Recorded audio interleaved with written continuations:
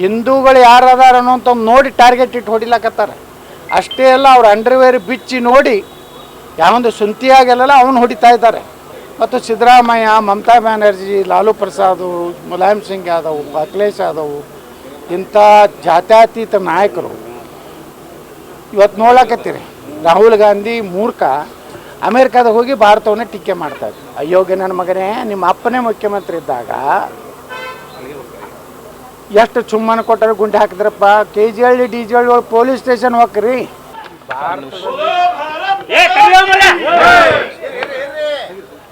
ಭಾರತದ ಸ್ವಾತಂತ್ರ್ಯ ಸಂಗ್ರಾಮದಲ್ಲಿ ಏನು ಆಗಸ್ಟ್ 15 ಸ್ವಾತಂತ್ರ್ಯ ಆಗೋ ಟೈಮ್ನಾಗ ಗಾಂಧಿ ಮತ್ತು ಮಾಡಿದ ದೊಡ್ಡ ತಪ್ಪು. ಬಾಬಾ ಸಾಹೇಬ್ ಅಂಬೇಡ್ಕರ್ ಅವರು ಭಾಳ ಸ್ಪಷ್ಟವಾಗಿ ಪಾರ್ಟಿಷನ್ ಆಫ್ ಪಾಕಿಸ್ತಾನದಾಗ ಹೇಳ್ತಾರೆ, ಭಾರತ ವಿಭಜನೆ ಆಗಬೇಕಾದ್ರೆ ಭಾರತದಲ್ಲಿರುವ ಕೊನೆಯ ಮುಸ್ಲಿಂ ಪಾಕಿಸ್ತಾನಕ್ಕೆ ಪಾಕಿಸ್ತಾನದಲ್ಲಿರುವ ಕೊನೆಯ ಹಿಂದೂ ಭಾರತಕ್ಕೆ ಬರಬೇಕು. ಅವಾಗ ಭಾರತದ ವಿಭಜನೆ ಆಗ್ಬೇಕಂತೇಳಿ ಬಾಬಾ ಸಾಹೇಬ್ ಅಂಬೇಡ್ಕರ್ ಅವ್ರ ಭವಿಷ್ಯ ಹೇಳಿದ್ರು 1942. ಇವತ್ತೇನು ಘಟನೆಗಳು ಈ ದೇಶನಾಗ ನಡೀಲಕತ್ತಾವು ನಿರಂತರವಾಗಿ. ಕೋಟ್ಯಾಂತರ ಜನ ಆಗಸ್ಟ್ 15 ಹಿಂದಿನ 2 ರಾತ್ರಿಗಳು ವಿಭಜನೆ ಟೈಮ್ನಲ್ಲಿ ಕೋಟ್ಯಾಂತರ ಹಿಂದೂಗಳು ರೈಲ್ವೆ ಹಳಿಯಲ್ಲಿ ಸಿಕ್ಕು ಸಹ ತಮ್ಮ ಜೀವ ಕಳ್ಕೊಂಡು. ಇವತ್ತು ಕಾಶ್ಮೀರ, ಪಶ್ಚಿಮ ಬಂಗಾಳ, ಕೇರಳ ಮತ್ತು ಕರ್ನಾಟಕದಲ್ಲಿ ಇವತ್ತು ನಾವು ಹೋರಾಟ ಮಾಡ್ತಾ ಇರೋದು ಲವ್ ಜಿಹಾದು. ನಮ್ಮ ಹಿಂದೂ ಹೆಣ್ಮಕ್ಕಳನ್ನು, ದಲಿತ ಹೆಣ್ಮಕ್ಕಳನ್ನ ಅತ್ಯಾಚಾರ ಮಾಡುವಂಥದ್ದು, ಸಾಮೂಹಿಕ ಅತ್ಯಾಚಾರ ಮಾಡಿ ಹಳೆಯಲ್ಲಿ ಬಿಸಾಕೋದು ಎಲ್ಲ ನೋಡಿದ್ರೆ ಈ ಮುಸ್ಲಿಂ ಇವರು ಜನ ಈ ದೇಶನಾಗ ಇರುತ್ತಾನೆ. ನಮ್ಮ ದೇಶಕ್ಕೆ ಶಾಂತಿ ಇಲ್ಲ, ಇವರು ದೇಶ ಭಕ್ತಿ ಇಲ್ಲ. ಅಂಬೇಡ್ಕರ್ ಅವರು ಹೇಳಿದ್ದಾರೆ, ಇಸ್ಲಾಮದಲ್ಲಿ ಮತ್ತೊಬ್ಬ ಧರ್ಮದನ್ನು ಸಹೋದರ ತಿಳ್ಕೊಂತ ಆ ಪುರಾಣದಾಗೆ ಬರೋದಿಲ್ಲ.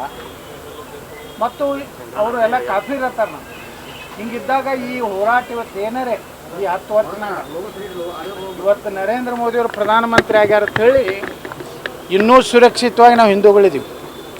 ಇಲ್ಲಾಂದ್ರೆ ಇದೇ ಹುಚ್ಚ ರಾಹುಲ್ ಗಾಂಧಿ ಅಂತ, ಸಿದ್ದರಾಮಯ್ಯ ಅಂತವ್ರು ಏನಾದರೂ ಈ ದೇಶದ ನೇತೃತ್ವ ತಗೊಂಡ್ರೆ ಹಿಂದೂಗಳು ಭವಿಷ್ಯನೇ ಇಲ್ಲ, ಹಿಂದೂಗಳ ಸರ್ವನಾಶ ಆಗ್ತದೆ. ಈಗಾದರೂ ಹಿಂದೂಗಳು ಜಾತಿ ಮತ ಎಲ್ಲ ಬಿಟ್ಟು ನಾವೆಲ್ಲ ಹಿಂದೂಗಳು. ಇವಾಗ ಕೆಲವೊಂದು ಸ್ವಾಮಿಗಳು ಅದಾರ, ಒಂದು 2-3 ಮಂದಿ ಬ್ರೋಕರ್ ಸ್ವಾಮಿಗಳು ಇಲ್ಲಿ ಏನು ಹೇಳ್ತಾರೆ, ಇಸ್ಲಾಂ ಶಾಂತಿ ಧರ್ಮ, ಇಸ್ಲಾಂ ಮತ್ತು ಲಿಂಗಾಯತು ಸಮಾನವಾದಂಥ ವಿಚಾರವೇ. ಇವತ್ತು ಬೊಗಳಬೇಕಲ್ಲ ಅವರು. ಶಾಂತಿ ಧರ್ಮ ಇವತ್ತು ಏನು ಮಾಡಕತ್ತದ, ಹಿಂದೂಗಳು ಯಾರು ಅದಾರ ಅನ್ನೋಂಥ ನೋಡಿ ಟಾರ್ಗೆಟ್ ಇಟ್ಟು ಹೊಡಿಲಕತ್ತಾರೆ. ಅಷ್ಟೇ ಅಲ್ಲ, ಅವ್ರ ಅಂಡರ್ವೇರ್ ಬಿಚ್ಚಿ ನೋಡಿ ಯಾವೊಂದು ಸುಂತಿಯಾಗೆಲ್ಲ ಅವನು ಹೊಡಿತಾ ಇದ್ದಾರೆ. ಎಲ್ಲಿ ಹೋಯ್ತಪ್ಪ ನಿಮ್ಮ ಇಸ್ಲಾಂ ಲಿಂಗಾಯತ ಸಮಾನತೆ? ಇಂಥ ಅಯೋಗ್ಯರಿಗೆ ಕೆಲವೊಂದು ಪೇಮೆಂಟ್ ಗಿರಾಕಿಗಳು, ಕೆಲವೊಂದು ಬುದ್ಧಿಜೀವಿಗಳು ಮತ್ತು ಸಿದ್ದರಾಮಯ್ಯ, ಮಮತಾ ಬ್ಯಾನರ್ಜಿ, ಲಾಲು ಪ್ರಸಾದ್, ಮುಲಾಯಂ ಸಿಂಗ್ ಯಾದವ್, ಅಖಿಲೇಶ್ ಯಾದವ್ ಇಂಥ ಜಾತ್ಯತೀತ ನಾಯಕರು ಇವತ್ತು ನೋಡಕತ್ತೀರಿ. ರಾಹುಲ್ ಗಾಂಧಿ ಮೂರ್ಖ ಅಮೇರಿಕಾದಾಗ ಹೋಗಿ ಭಾರತವನ್ನೇ ಟೀಕೆ ಮಾಡ್ತಾಯಿದ್ದ. ಇದೆಲ್ಲ ನೋಡಿದಾಗ ಭಾರತ ಬಹಳಷ್ಟು ಇವತ್ತು ಕಠಿಣ ಸಮಸ್ಯೆಗಳನ್ನ ಎದುರಿಸ್ತಾ ಇದೆ. ಹಿಂಗೆ ಮುಸ್ಲಿಮ್ಗೆ ಸಪೋರ್ಟ್ ಮಾಡ್ಕೊಂತ ಹೊಂಟ್ರೆ ಹಿಂದೂಗಳು ರಾಷ್ಟ್ರವನ್ನು ಬಿಡುವಂಥ ಪರಿಸ್ಥಿತಿ ಆಗುತ್ತಾ? ಎಲ್ಲಿ ಹೋಗ್ತಾರೆ ಹಿಂದೂಗಳು ಹೇಳ್ರಿ? ಹಿಂದೂಗಳಿಗೆ ಹೋಗ್ಲಿಕ್ಕೆ ಜಾಗ ಎಲ್ಲ ಐತಿ. ಅಫ್ಘಾನಿಸ್ತಾನದಾಗಿದ್ದರು ಹಿಂದೂಗಳು. ಮಹಾಭಾರತದಾಗ ಅಫ್ಘಾನಿಸ್ತಾನದ ಗಾಂಧಾರಿ ತವ್ರ ಮನೆ ಹತ್ತಿದ್ರು, ಅಲ್ಲಿ ಹೋಯ್ತು. ಪಾಕಿಸ್ತಾನ ಹೋಯ್ತು. ಬಾಂಗ್ಲಾದೇಶದಾಗ ಇವತ್ತು ಏನಾಗ್ಲಕತ್ತೈತಿ ನೀವು ನೋಡ್ಲಕತ್ತೀರಿ. ಇವತ್ತು ಪಶ್ಚಿಮ ಬಂಗಾಳದಾಗ ಏನಾಗ್ಲಕತ್ತೈತಿ ನೋಡ್ಲಕತ್ತೀರಿ. ಕೇರಳದಾಗ ಏನು ಆಗ್ಲಕತ್ತ. ಅಂದ್ರೆ ಹಿಂದೂಗಳು ಎಷ್ಟು ದಿವಸ ಅಂತೇಳಿ ನಾವು ನಾವು ಇನ್ಮೇಲೆ ಪ್ರತಿ ಕಾರ್ಯಕ್ರಮ ಪ್ರಾರಂಭ ಆಗಬೇಕು. ಯೋಗಿ ಆದಿತ್ಯನಾಥನಂತವರು ಇವತ್ತು ರಾಜ್ಯದಲ್ಲಿ ಬರಬೇಕಾಗಿದೆ. ಈ ನಪುಂಸಕ ಜಾತ್ಯತೀತರು ಏನದಾರ, ಅದು BJPಯಲ್ಲೂ ಅದಾರ, ಕಾಂಗ್ರೆಸ್ನಲ್ಲೂ ಅದಾರ, ಎಲ್ಲದರಲ್ಲಿ ಅದಾರ. ಇಂಥ ನಪುಂಸಕರು ನೀ ನೇತೃತ್ವ ಕರ್ನಾಟಕ ತೊಗೊಂಡ್ರೆ, ಸಿದ್ದರಾಮಯ್ಯ ನೋಡ್ರಿ ಇವತ್ತು 4% ಅವ್ರಿಗೆ ರಿಸರ್ವೇಷನ್. ಅರೆ ನೀ ಹಾಲು ಮತಕ್ಕೆ ಕೊಡಪ್ಪ, ನೀ ಕೋಳಿ ಸಮಾಜಕ್ಕೆ ಕೊಡು, ನೀವು ವಾಲ್ಮೀಕಿ ಕೊಡು. ಒಂದು ಧರ್ಮದ ಆಧಾರದ ಮೇಲೆ ನೀವು ಮೀಸಲಾತಿ ಕೊಡ್ಲಿಕ್ಕೆ ಬರೋದಿಲ್ಲ. 4% ಕೊಟ್ರಿ. ಕಾಂಟ್ರಾಕ್ಟರ್ ಅವ್ರಿಗೆ ಅಂದ್ರಿ, ಅವ್ರನ್ನೆಲ್ಲ ಶ್ರೀಮಂತ ಮಾಡ್ತಾಯಿದ್ರಿ. ಇನ್ನೊಂದು ಕಡೆ ನಿಮ್ಮ ಬಜೆಟ್ನಾಗ ಹೇಳ್ತೀರಿ 25,000 ಮುಸ್ಲಿಂ ಹೆಣ್ಮಕ್ಳನ್ನ ಆತ್ಮರಕ್ಷಣೆ ಟ್ರೈನಿಂಗ್ ಕೊಡ್ತೀವಿ ಅಂತ ಹೇಳಿ. ಅಂದ್ರೆ ನೀವು ಅಂಥ ಹೆಣ್ಮಕ್ಳ ಕಡೆಯಿಂದ ನಮ್ಮ ಹೆಣ್ಮಕ್ಳನ್ನ ಹೊಡೆಸ್ಬೇಕತ್ತೀರಾ, ಅವ್ರ ಮೇಲೆ ಅತ್ಯಾಚಾರ ಮಾಡಿಸ್ಬೇಕತ್ತೀರ, ಅವ್ರನ್ನ ಚಿತ್ರಹಿಂಸೆ ಕೊಡ್ಬೇಕತ್ತೀರ. ಇದು ಎಲ್ಲ ನೋಡ್ರಿ ಬರೀ ಓಟಿನ ಆಸೆಗಾಗಿ. ಒಬ್ಬ ಮಹಾತ್ಮ ಹೇಳ್ದ BJP, ಒಂದು ವೇಳೆ ನಮ್ಮ ತಂದೆ ಏನಾದರೂ ಮುಖ್ಯಮಂತ್ರಿ ಇದ್ದರೆ ಅಲ್ಲೇನು ಶಿವಮೊಗ್ಗದಾಗ ಚುಂಬನ ಮಾಡೋದಲ್ಲ, ತೆಲಿಗೆ ಬೆಲೆ ಕೊಟ್ಟಲ್ಲ, ಅವನ್ನ ಗುಂಡು ಹಾಕ್ತಿದ್ದಲ್ಲ. ಅಯ್ಯೋಗೆ ನನ್ನ ಮಗನೇ, ನಿಮ್ಮ ಅಪ್ಪನೇ ಮುಖ್ಯಮಂತ್ರಿ ಇದ್ದಾಗ ಎಷ್ಟು ಚುಮ್ಮನ ಕೊಟ್ಟರೆ ಗುಂಡು ಹಾಕಿದ್ರಪ್ಪ. KGHಳ್ಳಿ DGHಳ್ಳಿ ಒಳಗೆ ಪೊಲೀಸ್ ಸ್ಟೇಷನ್ ಹೋಗ್ರಿ, ಪೊಲೀಸ್ ಸ್ಟೇಷನ್ಗೆ ಬೆಂಕಿ ಹಚ್ಚಲಕ್ಕೆ ಪ್ರಯತ್ನ ಮಾಡಿದ್ರು. ಹುಬ್ಬಳ್ಳಿ ಒಳಗೆ ಏನಾಯಿತು, ಇವತ್ತು ಹಾವೇರಿ ಒಳಗೆ ಏನಾಗ್ಲಕ್ಕತ್ತದ. ಹಿಂದೂ ಹೆಣ್ಮಕ್ಳು ಸುರಕ್ಷಿತ ಅದಾರ.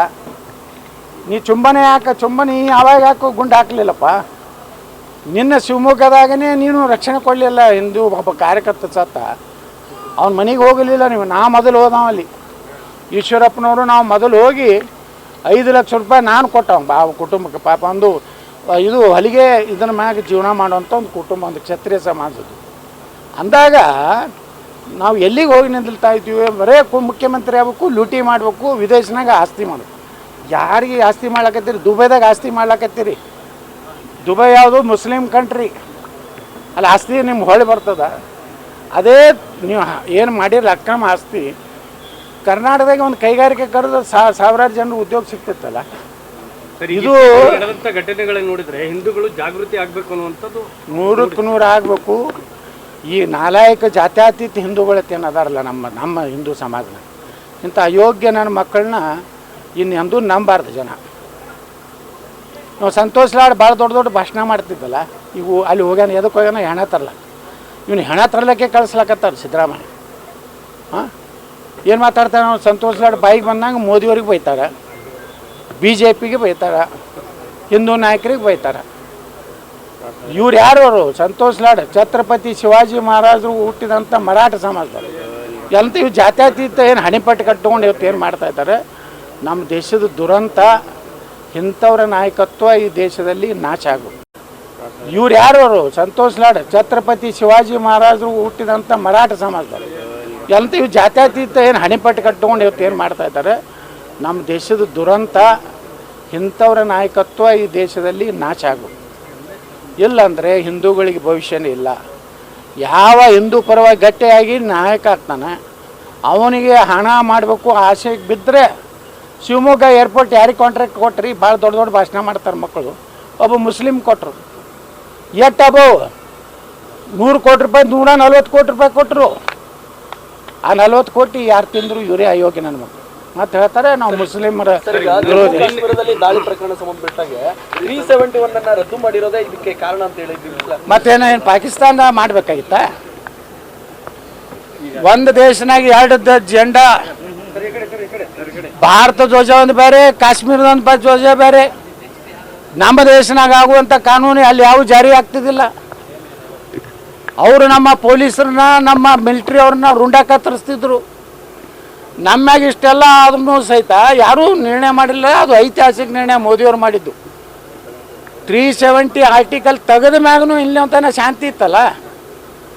ಈಗ ಕೇಳ್ತಾ ಇದೆ ಅಂದರೆ ಹತಾಶೆ ಆಗ್ಯಾರ. ಕೊನೆಯದು ಪಾಕಿಸ್ತಾನಕ್ಕೆ ಏನಾಗಿದೆ, ಇನ್ನು ನಮ್ಮ ಭವಿಷ್ಯ ಎಲ್ಲ ಕಾಶ್ಮೀರನಾಗ. ಯಾಕಂದ್ರೆ ಡೆವಲಪ್ಮೆಂಟ್ ಸಿಕ್ಕಾಪಟ್ಟೆ ಮಾಡಿದ್ರು ಮೋದಿಯವರು. ಇನ್ನು ಎಂದೂ ಭಾರತದಿಂದ ಪಾಕಿಸ್ತಾನ ಏನು ಕಾಶ್ಮೀರ ವಾಪಸ್ ತಗೋದು ಆಗೋದಿಲ್ಲ ಅನ್ನೋದು ಭಯ. ಇನ್ನು ಕೆಲವೇ ದಿವಸಗಳಲ್ಲಿ ಬಲೂಚಿಸ್ತಾನ ಸಹಿತ ಭಾರತದ ಭಾಗ ಆಗ್ತದೆ. ಪಾಕಿಸ್ತಾನ 4 ಭಾಗ ಆಗ್ತದೆ ಅನ್ನೋಂಥ ಭಯ ಇವತ್ತು ಪಾಕಿಸ್ತಾನ ಬಂದಿದ್ದರಿಂದ ಇವತ್ತೇನಾರು ನಮ್ಮ ಸೈನಿಕರು ಗೌರವಯುತವಾಗಿ ಸ್ವಾಭಿಮಾನದಿಂದ ಕಾಶ್ಮೀರದಲ್ಲಿ ಸೇವೆ ಮಾಡ್ತಿರೋದು ನರೇಂದ್ರ ಮೋದಿ ಕಾರಣ.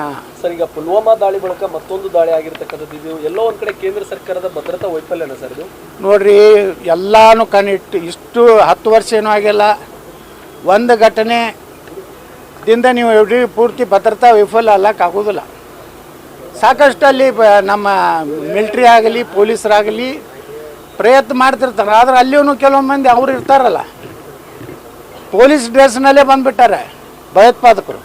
ಗುರ್ತು ಹೆಂಗೆ ಆಗ್ಬೇಕ್ರಿ? ಸಾಮಾನ್ಯ ಜನರಿಗೆ ಹೆಂಗೆ ಗುರ್ತಾಗಬೇಕು?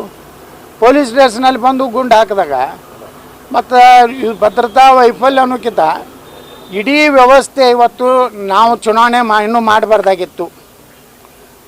ನಮ್ಮ ಸರ್ಕಾರದ ನಮ್ಮ ನರೇಂದ್ರ ಮೋದಿಯವ್ರ ನಿಲುವಿತ್ತು. ಆದರೆ ಸುಪ್ರೀಂ ಕೋರ್ಟ್ ದಿನ ಎದ್ದು ಕೂಡ ಚುನಾವಣೆ ಮಾಡಿ ಪ್ರಜಾತಂತ್ರ ಉಳಿಸಿ ಏನಾಯ್ತು ಇವತ್ತು ಅದನ್ನು ಕೇಂದ್ರಾಡಳಿತ ಪ್ರದೇಶ ಮಾಡೋಕ್ಕೆ ಸಂಪೂರ್ಣ ಕಾಶ್ಮೀರ ಯಾವ ಮುಖ್ಯಮಂತ್ರಿ ಬೇಡ ಯಾವ ನನ್ನ ಮಗ ಬೇಡ ಅಲ್ಲಿ. ಈಗ ಹೆಂಗೆ ದಯು ದಮ್ಮನ್ನು ನಮ್ಮ ಏನು ವೀರ್ ಸಾವರ್ಕರ್ ಅವ್ರದ್ದು ಕಾರಾಗೃಹ ಆಗಿತ್ತಲ್ಲ, ಅದು ಯಾವುದದು ಅಂಡಮಾನ್ ಏನು ಕೇಂದ್ರಾಡಳಿತ ಪ್ರದೇಶ ಅದಾವು. ಇವತ್ತೇನು ತ್ರಿವೇಂದ್ರಮ್ ಇದೆ, ಅದೇ ಮಾದರಿಯಲ್ಲಿ ಏನು ಇದು ಯಾವುದದು ತಿರುಚಿ ಯಾವುದ್ರದು ಅದಕ್ಕೆ ಹಂಗೆ ದಿಲ್ಲಿ ಇವೆಲ್ಲ ಕಂಟ್ರೋಲ್ ಯಾರ್ಯಾರ ಕೈಗಿರ್ಬೇಕಂದ್ರೆ ನೇರವಾಗಿ ಕೇಂದ್ರ ಸರ್ಕಾರದಿಂದ ಪೊಲೀಸರು ಇರಬೇಕು, ನೇರವಾಗಿ ಕೇಂದ್ರ ಸರ್ಕಾರದ ಮಿಲಿಟ್ರಿ ಇರಬೇಕು. ಅಂದಾಗ ಈ ಹಂತ ಇವ್ರನ್ನೆಲ್ಲ ನಾಶ ಮಾಡುತ್ತಾನ ಕೇಂದ್ರ ಆಡಳಿತ ಅವಶ್ಯ. ಹೆಚ್ಚಿನ ವಿಡಿಯೋಗಳಿಗೆ ಪ್ರತಿಧ್ವನಿ ಯೂಟ್ಯೂಬ್ ಚಾನೆಲ್ ಸಬ್ಸ್ಕ್ರೈಬ್ ಮಾಡಿ, ಬೆಲ್ ಐಕಾನ್ ಕ್ಲಿಕ್ ಮಾಡಿ.